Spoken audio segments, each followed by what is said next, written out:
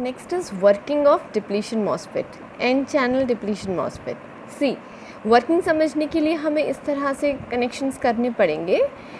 हमने गेट और सोर्स को शॉर्ट कर दिया है, फिर इसको ग्राउंड से कनेक्ट कर दिया है. तो बेसिकली हमने गेट पोटेंशियल अप्लाई नहीं किया है और ड्रेन और सोर्स के बीच में हमने बैटरी लगाई है.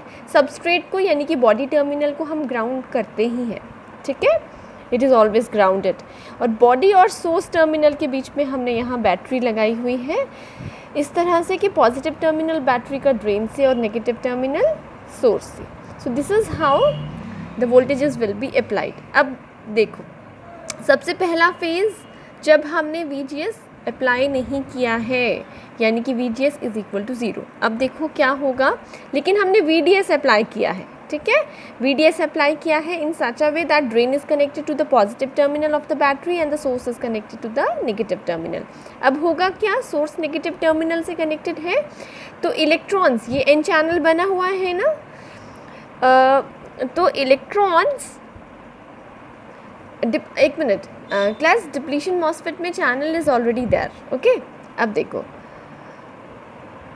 इलेक्ट्रॉन्स सोर्स के नेगेटिव होने की वजह से इलेक्ट्रॉन्स सोर्स से ड्रेन की तरफ जाएंगे. Electrons will move in this direction, क्योंकि यहाँ पे नेगेटिव अप्लाई किया है तो इलेक्ट्रॉन्स इस डायरेक्शन में रिपेल होकर जाएंगे. और इलेक्ट्रॉन्स अगर इस डायरेक्शन में मूव कर रहे हैं तो ड्रेन करंट ऑपोजिट डायरेक्शन में फ्लो करेगा, ठीक है. जैसे जैसे आप ड्रेन वोल्टेज बढ़ाते जाएंगे वैसे वैसे electrons, more number of electrons will move towards the drain terminal from the source terminal and the drain current will increase. This is what is written here as well. Due to the negative no, here, come here. See,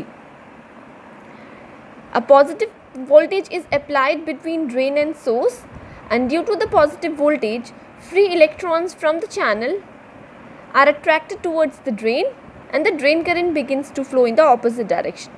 If you increase the drain voltage, means drain source voltage, the drain current also increases, and after a certain potential, the drain current becomes constant. जिस voltage के बाद, जिस drain source voltage के बाद drain current constant हो जाती है उसको हम पिंच ऑफ वोल्टेज बोलते हैं. ये रही इसकी कैरेक्टरिस्टिक. देखो, इनिशियली ड्रेन करंट बढ़ रही है, फिर उसके बाद कांस्टेंट हो जाती है, जैसे आपने GFAT में देखा था. अब देखो, अब समझना फर्दर मैंने क्या किया. अब इसके बाद मैंने क्या किया, नेगेटिव VGS अप्लाई किया. अब देखो क्लास, ऑब्वियस है नेगेटिव VGS अप्लाई करने की वजह से, मतलब गेट पर आप नेगेटिव पोटेंशियल अप्लाई कर रहे हो, नेगेटिव पोटेंशियल यहाँ पे अप्लाई करने की वजह से क्या होगा, चैनल के इलेक्ट्रॉन्स रिपेल होकर सबस्ट्रेट में जाएंगे. सबस्ट्रेट P टाइप है, इसमें होल्स मेजॉरिटी कैरियर्स हैं, तो ये इलेक्ट्रॉन्स होल्स के साथ रिकम्बाइन होंगे. इस चैनल में इलेक्ट्रॉन्स घट गए तो ड्रेन करंट कम हो जाएगा, ठीक है. अगर आप पॉजिटिव VGS अप्लाई करते हो तो इस P टाइप सबस्ट्रेट में जो माइनॉरिटी कैरियर्स हो इलेक्ट्रॉन्स है ना, वो अट्रैक्ट हो जाएंगे चैनल में, नंबर ऑफ इलेक्ट्रॉन्स इसमें बढ़ जाएंगे तो ड्रेन करंट बढ़ जाएगा. This is how depletion MOSFET operates. इसकी कैरेक्टरिस्टिक नोट्स में नहीं बनी है, लेकिन जो वीडियो मैंने आपके साथ शेयर किया है उसमें क्लियर है.